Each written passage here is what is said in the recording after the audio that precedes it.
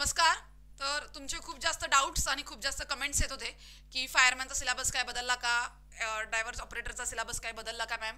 तर बघा इथं तुम्हाला आज मी सिलेबस सुद्धा समजून सांगते, त्यासोबत तुमची पात्रता सुद्धा समजून सांगते, तुम्हाला पदं किती आहेत हे सुद्धा समजून सांगते, कारण की आता पुढे तुम्ही फॉर्म भरू शकता. 2 तारीख तुमची सप्टेंबरची शेवटची तारीख आहे. तर मग आपण इथं दोघांचं एकत्र बघूया, कारण की सिलेबस पात्रता सगळंच तुम्हाला सेम आहे. जसं की KDMC मध्ये होतं तसंच ठाणे मनपामध्ये पण अगदी सेम टू सेम आहे. चला तर मग आपण लगेच सुरुवात करूया. व्हिडिओ अगदी शेवटपर्यंत बघायचा आहे, तुम्हाला सगळी माहिती याच्यामध्ये मिळणार. अगदी छोटासा असणार आहे हा. तर इथं बघा आपण सगळ्यात पहिले चालक यंत्रचालक बघूया. 10 नंबरची पोस्ट आहे, ही गटकची पोस्ट आहे. टोटल पद जे आहेत तुम्ही इथं बघू शकता, 207 पदं आहेत. तर इथं तुम्ही याचा जर एलिजिबिलिटी क्रायटेरिया पाहाल किंवा शैक्षणिक अर्हता पदं कशी कशी वाटून घेतलेत तुम्ही तुमच्या कॅटेगरीनुसार बघून घ्यायची. आपण काय इथे एवढे एका पदाचं सुद्धा सांगू शकत नाही. सगळ्यात पहिलं तुम्ही इथं 10वी पास असणं गरजेचं आहे.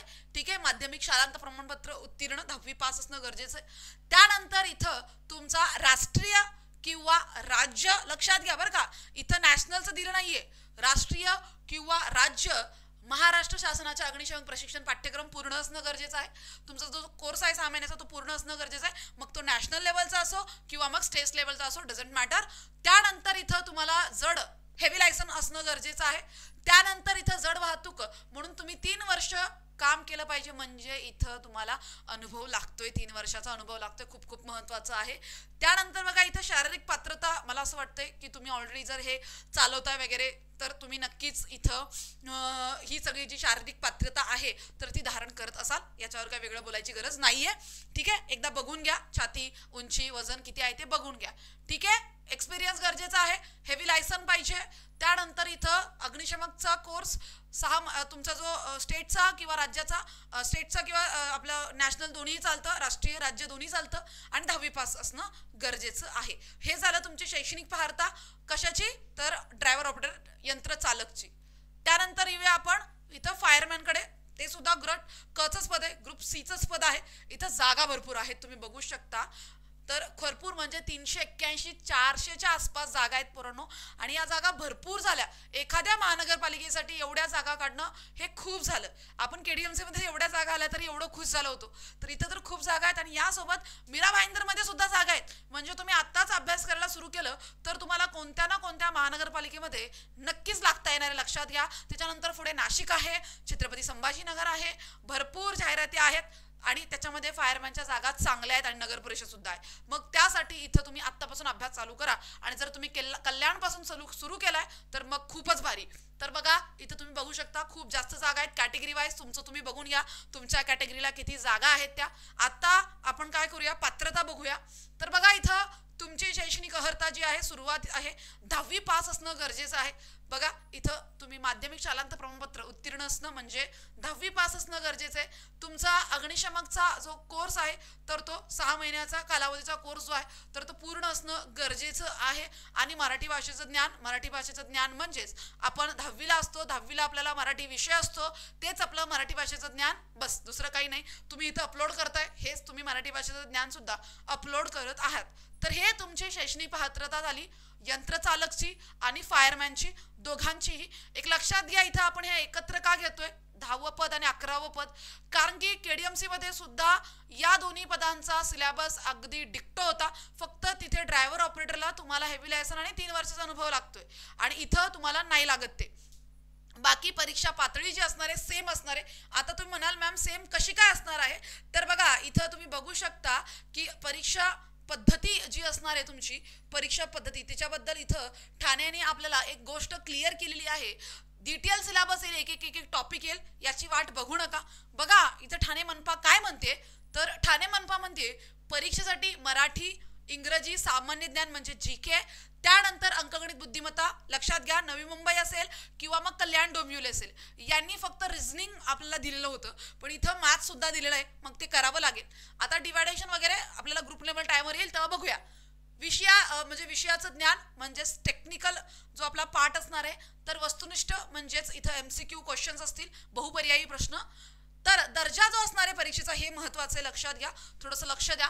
तर दर्जा हा संबंधित पदाकरिता विहित करण्यात आलेल्या किमान शैक्षणिक अर्हतेनुसार तसेच संबंधित पदासाठी आवश्यक असलेल्या कौशल्य तपासणी पूरक राहील. तुमच्या पदासंबंधी तुम्हाला माहिती असणं गरजेचं आहे. त्यानंतर इथं 10वी म्हणजे 10वी पर्यंतच जे काही काठिण्य पातळी असेल किंवा 10वी पर्यंतच तुम्हाला जो काही प्रश्न आहेत तर ते विचारले जातील. पेपर पॅटर्न जो आहे तर तो 10वी पर्यंतच्या काठिण्य पातळी सारखा असणार आहे, कारण की इथं तुमच्या शैक्षणिक अर्हतेनुसार, आणि तुमची शैक्षणिक अर्हता 10वीच आहे, मग इथं 30 दिलेली आहे, म्हणजे इथं 10वी लेवलची असणार आहे तुम्हाला. त्यानंतर इथं तुमचे गुण जे आहेत तर ते तुमचे गुण 200 असतील, 100 प्रश्न असतील, प्रत्येक प्रश्नासाठी 2 मार्क्स असतील, आणि लक्षात घ्या 2 तासाचा म्हणजेच 120 मिनिटाचा हा तुमचा पेपर राहणार आहे. त्यानंतर इथं बघा फायरमॅनसाठी तुम्हाला 100 गुण. हा, तुम्हाला इथं थोडंसं तुमचे पेपर हे असेल 200 गुणांचा, बरोबर आहे, पण इथं 100 गुणांची तुमची जो कालावधी आहे 1 तास राहील. इथं तुम्हाला तेवढं बदलले, बाकी सगळ्यांसाठी थोडंसं इथं 2 तास असेल, कारण की त्यांची 2 तासांची रिटर्न एक्झाम आहे. तुमची 2 तासांची रिटर्न एक्झाम नाहीये, तुमची 1 तासाची जी असणार आहे तर ती रिटर्न एक्झाम असणार आहे. कोणाकोणाची? अग्निशमक केंद्र अधिकारी आणि चालक, यंत्रचालक आणि फायरमॅन या 3 पदांना फक्त आणि फक्त इथं 100 प्रश्न असतील. तुम्हाला पहिले शारीरिक चाचणीसाठी इथं तुम्हाला 100 गुण असतील, मग तुम्हाला 100 मार्काची परत इथं फिजिकल टेस्ट द्यायची आहे. 3 पदांसाठी फक्त अग्निशमक अधिकारी, यंत्र चालक आणि फायरमॅन या तिघांना फक्त इथं काय आहे 100 गुण वेगळे असतील.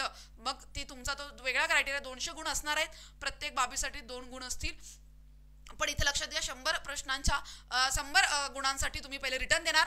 त्यानंतर जर तुम्ही रिटर्न क्लिअर करताय तर त्यानंतर तुम्हाला इथं फिजिकल द्यायची आहे 3 पदांसाठी फक्त. बाकी सगळ्यांना सेम आहे, म्हणजे 100 प्रश्न असतील, 200 गुण असतील, 2 तासाचा टाइम असेल, त्यांचं वेगळं राहिलं, तुमचं वेगळं आहे. ठीक आहे. तर मग इथं शैक्षणिक अर्हता, कामाचे स्वरूप, तांत्रिक ज्ञान यासंबंधी प्रश्न तुम्हाला राहणार आहेत. म्हणजे तुमचं काम कसं असणार आहे, तुमची शैक्षणिक अर्हता कशी आहे, या सगळ्यांवर डिपेंड असणार आहेत तुमचे तांत्रिक विषयाचे प्रश्न. तर आपल्याकडे ते ऑलरेडी आहेत, आपण ऑलरेडी खूप जास्त अनालिसिस केले. लातूर महानगरपालिकेमध्ये फायरचा पेपर आपल्याकडे आहे, पनवेल महानगरपालिका, पिंपरी चिंचवड महानगरपालिका, गेल्या वेळेला फायरचे नगर परिषदचे पेपर जे की TCSनेच घेतले होते, तर हे सगळे पेपर आपल्याकडे आहेत. त्यासोबत आता आपण कल्याण डोंबिवलीला जो फायरचा पेपर होईल ते सुद्धा प्रॉपर अनालिसिस करून त्या स्वरूपात आपण एक सुंदर अशी फायरची बॅच जी आहे तर ती घेऊन आलेलो आहोत फक्त ठाणे मनपासाठी. आणि तुम्हाला माहिती आहे आपण याच्यामध्ये खूप जास्त प्राइस ड्रॉप केलाय. तर आधी आपण कल्याण डोंबिवलीची ती 500 रुपयाला ठेवली होती, पण इथं आपण ठाणे महानगरपालिकेची फायरमॅनची आणि यंत्रचालकची जी बॅच आहे तर ती आपण फक्त आणि फक्त 299 रुपयाला ठेवली, ज्याच्यामध्ये मी तुम्हाला फायर प्रिव्हेन्शन ऍक्ट 2006-2023, त्यानंतर नॅशनल बिल्डिंग 4चा part 4 fire and life safety शिकवणार आहे. फायर प्रिव्हेन्शन रूल्स जे आहेत महाराष्ट्राचे फायर प्रिव्हेन्शन रूल्स ते शिकवणार आहे. त्यानंतर तुमचा भरपूर टेक्निकल होज, लॅडर, सगळं काही तुमचं काय असेल, सगळं काय अलार्म सिस्टीम वगैरे वगैरे सगळे तुमचे टेक्निकल पार्ट्स जे KDMCने दिलं होतं तशा पद्धतीचा टेक्निकल पार्ट या बॅचमध्ये मी कव्हर करेल. तुम्हाला इथं नोट्स सुद्धा मिळतील आणि लेक्चर सुद्धा मिळतील. पुस्तकाची वगैरे काहीच गरज नाहीये, नोट्स प्रिंट काढा आणि त्याच्यातून अभ्यास करा. ऑल टेक्निकल पार्ट कव्हर होईल. म्युनिसिपल कॉर्पोरेशन ऍक्ट 1949चा कव्हर होणार आहे, जिथे तुम्हाला नोट्स मिळतील आणि त्याच्यावरती MCQ सुद्धा मिळतील. जनरल नॉलेजची पूर्ण आपली बॅच आहे जी तुम्हाला याच्यामध्ये ट्रान्सफर होणार आहे, सगळी बॅच. त्यानंतर करंट अफेअर्स सुद्धा मिळतील फक्त आणि फक्त 299 रुपयामध्ये. तर आज आपल्याकडे ऑफर आहे, इंडिया 25 हा कुपन कोड अप्लाय करा आणि आज 12च्या आतमध्ये ही बॅच घेऊन टाका. स्टडी स्पेस मराठी ऍप्लिकेशनची लिंक याच व्हिडिओच्या डिस्क्रिप्शनमध्ये, चॅनलच्या डिस्क्रिप्शनमध्ये किंवा सरळ सरळ तुम्ही प्ले स्टोअरवर जाऊन सुद्धा स्टडी स्पेस मराठी असं टाईप करून शोधू शकता. आपल्या चॅनलचं जे नाव आहे यूट्यूब चॅनलचं तेच आपल्या ॲपचं सुद्धा नाव आहे. आज रात्रीपर्यंत तुम्ही घेऊन टाका, याच्यावर तुम्हाला अजून जास्त ऑफ मिळणार आहे. आय होप तुम्हाला माहिती आवडली असेल. अजून काही तुमच्या शंका असतील, जे काही डाऊट असतील, खाली कमेंट बॉक्स ओपन आहे, कमेंट बॉक्समध्ये तुम्ही कमेंट करू शकता. Thank you so much.